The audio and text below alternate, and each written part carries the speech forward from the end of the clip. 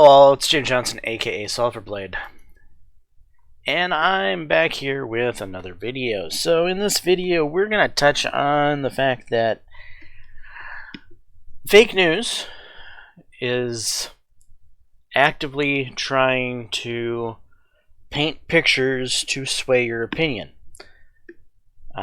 Trump has been calling fake news accurately fake news since he came into office. And it's for good reason. If you think about it, that is assuming you're thinking about it. So there's some people who still are automatically assuming that the news media has their back and that the news media is going to give them accurate information. And that just is not the case. So here we have a perfect example of the news media getting caught red-handed trying to paint a narrative. Now, what you're going to see here is a series of voters. Let's go ahead and just start it. Welcome back, Miami, and the town hall meeting with former Vice President Joe Biden, taking questions from undecided voters. Peter Gonzalez has next question. Welcome to Miami, Mr. Vice President. I was born in Hartford, Connecticut, and I've been living in Coral Gables for the last 20-plus years. So Peter Gonzalez, a lawyer, on October 5th, 2020, at the Joe Biden town hall, We get 4 more years of Trump. Good. Is being recognized as a Republican voting for Biden. Wait. No, is this a different... Hold on a second. Okay, this is October 5th. Sorry. Welcome to Miami, Mr. Vice President. I was born in Hartford, Connecticut, and I've been living in Coral Gables for the last 20-plus years. We get 4 more... And now this is August 21st, 2020. Now he's on MSNBC, recognizing Trump. Good luck. As a Republican voting for Biden. And good luck with the future attracting younger voters. Let's go to Ismail El. Alright, okay, so this town hall was supposed to be... Let's continue here. Who voted for Hillary Clinton 4 years ago, but has voted Republican in the past. What's your question for Mr. Biden? Hi, Mr. Vice President. Things, And then here we are, August 21st. Same guy being reused. that Joe Biden said during his speech that resonated with me was, independent voting for Biden. what defines America's possibility. Mateo Gomez joins us now. Okay. This town hall is supposed to be... all these people at this town hall are supposed to be people who are undecided. So this is October 5th, which is the most recent appearance, right? And then... First-time voter came to the U.S. from Colombia at age 2. Welcome. Spent a lot of time in Colombia. Thank you, Lester, for the introduction. After watching the debate. And now September. September 30th is before October. Mateo Gomez told us he really didn't feel like he got a whole lot out of it, and it really did not do a lot to help him. If you had to pull the trigger and vote for someone tomorrow, how would you vote? Probably Biden in this. All right. So here we have basically 3 reused personalities who all were voting for Biden, who then ended up on a show afterwards claiming to be undecided. Well, how are 3 individuals who have already gone on TV and said that they're voting for Joe Biden undecided? How can they then go on TV after the fact claiming to be undecided and then give the same narrative all over again? This is what fake news is right here. This is a perfect example of the news trying to frame this narrative, and doing so in a very poor way. If Americans can, if they're inquisitive, smart, and on the ball can see, oh, look, they're reusing the same people to paint this picture. Well, we can call them out on their narrative. So this is an example of fake news being caught with their hands in the cookie jar. Now I want to kind of shift the this video into a second part, because that's all I can really say about the fact that MSNBC got caught reusing, or NBC and MSNBC, because they're sister channels, right? So let's go back and look at it here. Yeah, this is. Welcome to Miami, Mr. Vice President. I was born in Hartford, Connecticut.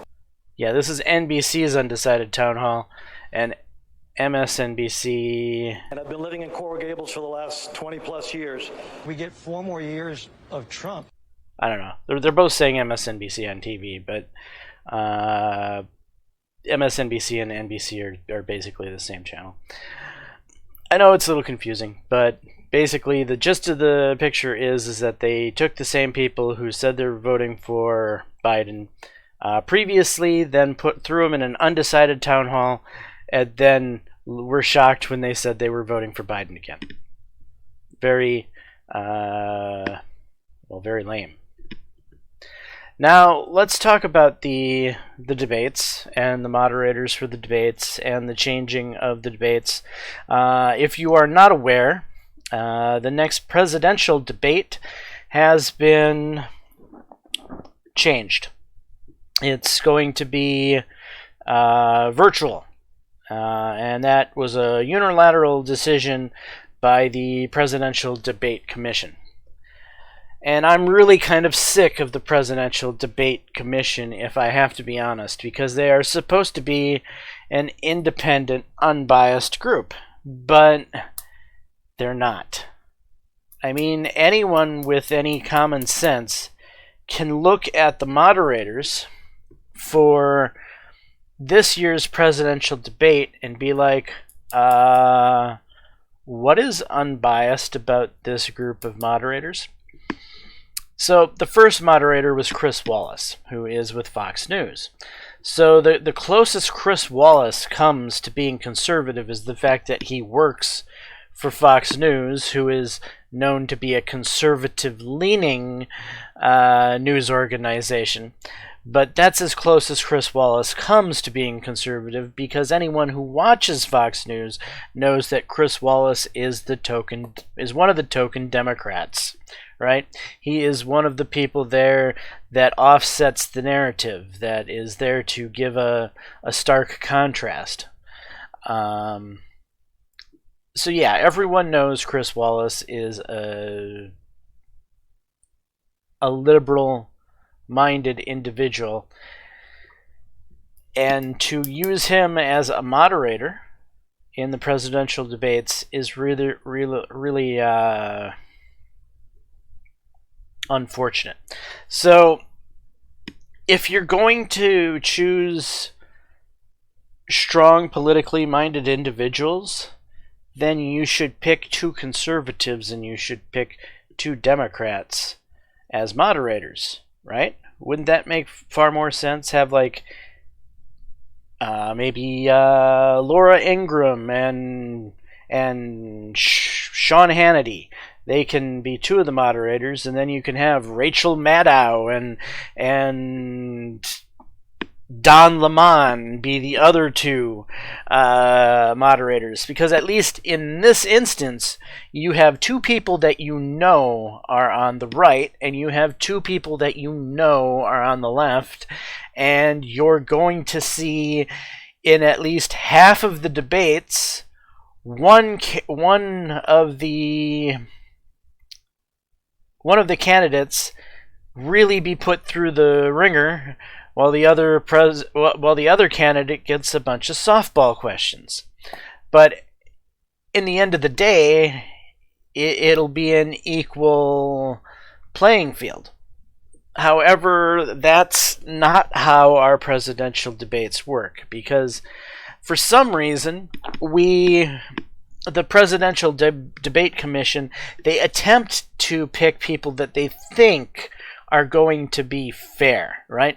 So Chris Wallace has this reputation of being fair because he's at Fox News and he's a liberal-minded person, but the reality is that his debate really wasn't fair because the questions were formulated by him and what he feels is important for the country. And so even if he was trying to be nonpartisan, his mind is not nonpartisan. His mind is already skewed to a certain viewpoint. And even if Chris was attempting to be fair, the questions he ended up asking were certainly from a certain point of view, Chris Wallace's point of view. Now, we saw that with the vice presidential debate. We saw Susan Page asking a series of questions that she felt was important. And they certainly were not, they were not anything to do with what conservative America would consider important. Is Joe Biden going to pack the courts? Is Joe Biden or is Harris going to answer to the fact that she called Joe Biden a rapist and this and that, and what is she doing on the ticket with him if she really thought all these things about him? Hunter Biden and his dealings with the Ukraine and China, and all of these issues that would be problematic to the left are not being asked. But we're getting the same regurgitated questions. Chris Wallace asked pretty much the same set of shit that Susan Rice asked. Granted, Susan Page did vary the questions a little bit more than Chris Wallace did because she had a few more topics. But by and large, the only way conservatives were to be able to ask Harris any of the tough questions that they wanted to hear, it required Pence to actively go out of his way to ask the question, right? It wasn't because the moderator asked it, and that is a problem. So even if you think you're getting a quote-unquote fair individual, like Steve Scully is supposed to host the next presidential debate that I hope doesn't happen. This is the debate that was set to be in person, that now the Presidential Debate Commission has decided to do it not in person, but via not in person. Anyway, Steve Scully is supposed to be the moderator for that event. And who is Steve Scully? This is a little bit about him, right? What is he known for? Where did he work? How does Steve Scully know Joe Biden? Well, Small World in 2011 interview with Cable Center, Scully explained his career history and how he got involved in the world of politics, and it has a lot to do with Biden. You know, it was pretty traditional, he said. I came to school in Washington, D.C., went to American University, had a couple of internships. I worked for Joe Biden, senator from Delaware at the time, as an intern, so I had my first chance to really see politics in Washington, D.C. After that, Scully worked for Senator Ted Kennedy in 1980, one of the most left-wing senators there is in the world.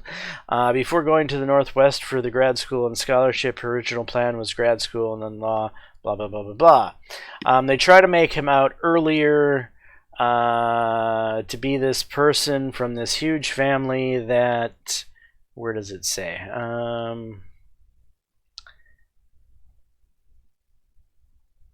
Here it is.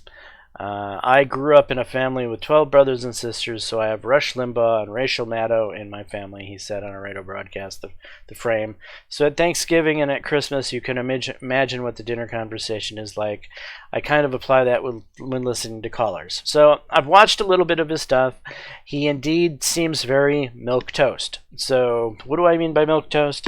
Milquetoast is what Tim Pool used to be.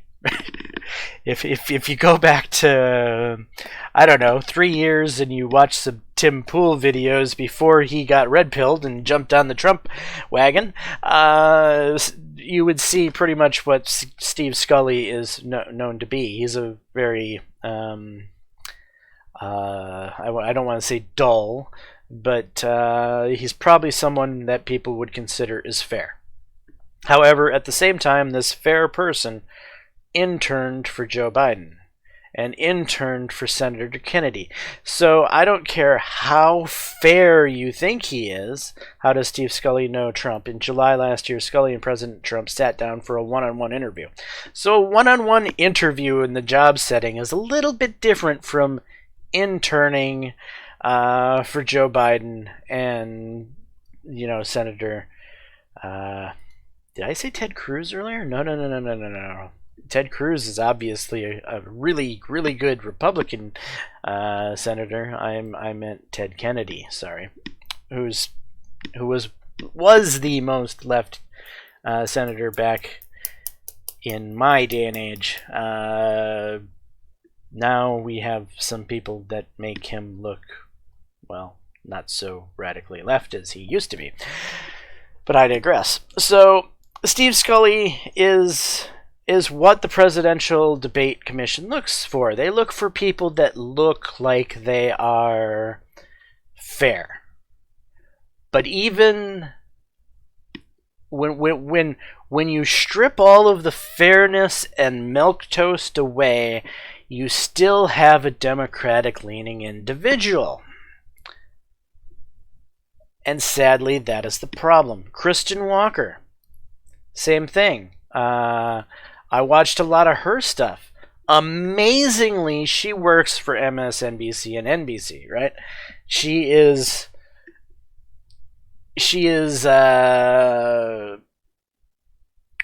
well, I don't want to. I'm gonna just say it. She's in the enemy camp.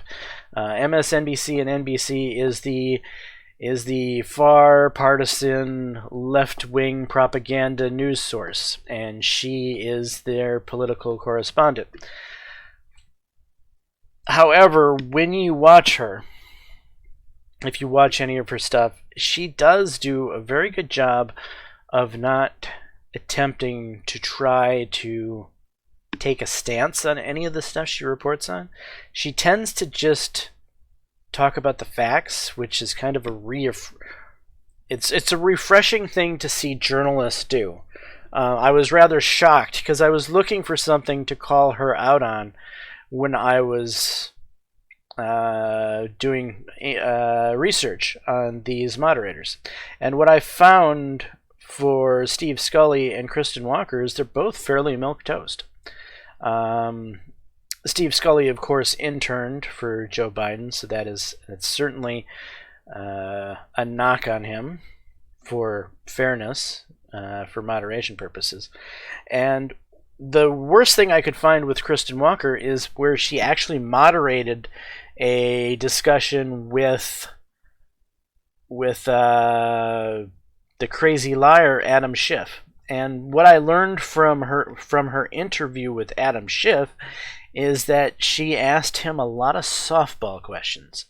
She certainly didn't ask him anything about his habit of lying or misleading the American people.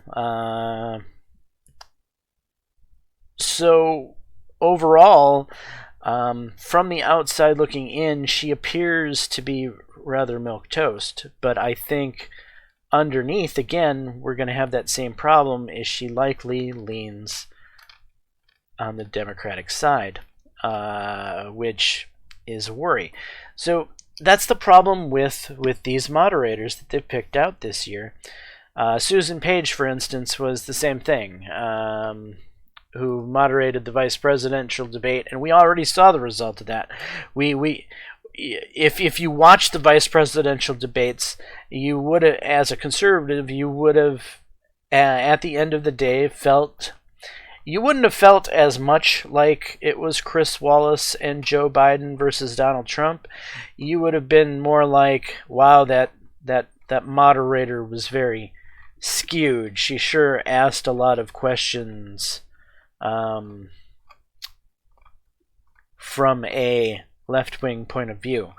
I didn't feel so much as she was working against the vice president, though she did cut off the vice president on a few times where she didn't give him much more than 15 seconds to reply, to make a counterpoint, and I thought that was a bit disrespectful and rude. But at the same time, she seemed to cut off Harris every now and then too. And to be fair, Pence is a little long-winded, though he's an excellent debater, and he certainly gets the points that the Republican Party wants to get across, and he conveys them well. But he can be a little long-winded, like me. But anyway, so I felt Susan Page from a question-asking point of view was a bit biased. Her moderation, I wasn't so displeased with her moderation per se. I'm displeased with the way the debate is formulated. I do not like the layout of the debate. I do not like this bullshit where you give someone 2 minutes to lie out their assholes, where you can't interject and you can't call them out on their lies, and you have to, I don't know, take notes for the 2 minutes so that you remember to call them out on each and every lie that they make during the course of 2 minutes. It's not a logical way to do a debate. It doesn't allow for a real conversation to form. And I think the entire framework of the debate is just poorly hosted. It would be far simpler to ask a question, then say, Vice President Pence, you get the first words on this. And then as the moderator, shut the fuck up and don't say anything. And then let them go back and forth. Let them debate. Let them argue. And then as the moderator, keep your eye on the watch and be like, okay, it's been 10 minutes now. All right, I'm going to have to cut you guys off there. Thank you for debating about this, da-da-da-da-da. Instead of this stupid 2 minutes of lying, another 2 minutes of lying, and then this, oh, we got to remember what the other side lied about and try to call them on that afterwards. It's a bullshit format. I don't like it. Anyway, so yeah, that's the problem here, is the debate format sucks. The commission doesn't feel very unbiased. In fact, they're starting to feel like they're working on behalf of the Democratic Party. The moderators are milquetoast liberals. There's not a single milquetoast Republican in the group. They all have a left bias, and that's unfortunate. And now with these rule changes coming out of nowhere, I hope that Trump tells them to go fly a kite and he doesn't engage in the debates, because I don't think these debates are worth doing. I think these debates are actually not good for us as Republicans, because I feel that the debates are stacked against us, and I don't feel it's worth allowing the Democrats to utilize this biased format against us. Anyway, I'm James Johnson, aka Sulfur Blade. This is ultimately the point I'm trying to get across. Hopefully you're enjoying my videos. If so, please leave a like and subscribe. And until the next time, all, peace.